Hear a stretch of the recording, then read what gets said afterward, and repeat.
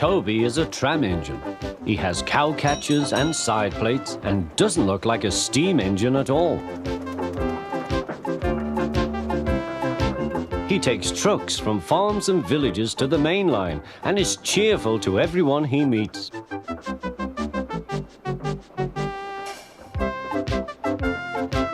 He has a coach called Henrietta, who has seen better days. It's not fair at all, she grumbles, remembering that she used to be full and 9 trucks would rattle behind her.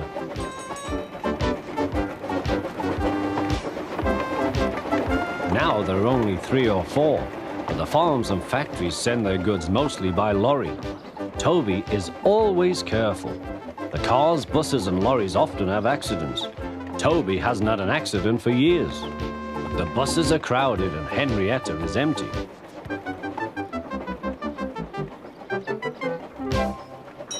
A lady and a stout gentleman stood on Toby's platform.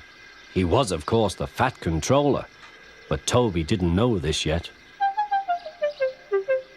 "Come on, grandfather," cried the children. "Do look at this engine."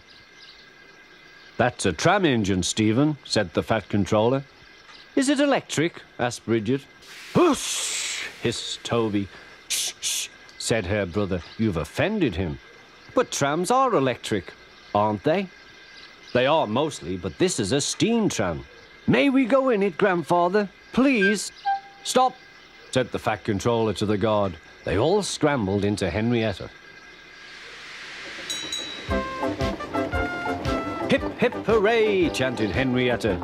But Toby did not sing. "Electric indeed! Electric indeed!" he snorted. He was very hurt. "What is your name?" asked the fat controller. "Toby, sir." "Thank you, Toby, for a very nice ride." "Thank you, sir," said Toby. He felt better now. This gentleman, he thought, is a gentleman who knows how to speak to engines. The children came every day for a fortnight. Sometimes they rode with the guard, sometimes in empty trucks. On the last day of all, the driver invited them into his cab. All were sorry when they had to go away. And the fat controller and his family thanked everyone. "Come again soon," replied Toby. We will," called the children. And they waved till Toby was out of sight.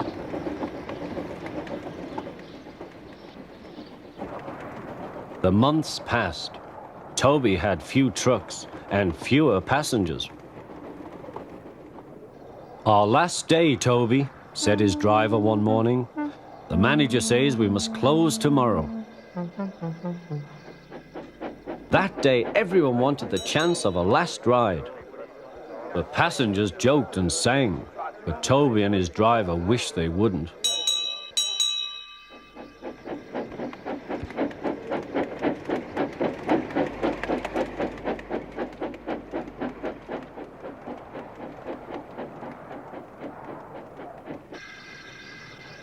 "Goodbye, Toby," said the passengers afterwards. "We are sorry your line is closing down." "So am I," said Toby.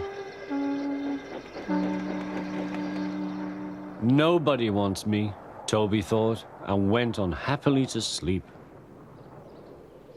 Next morning, the shed was flung open, and he woke with a start to see his driver waving a piece of paper.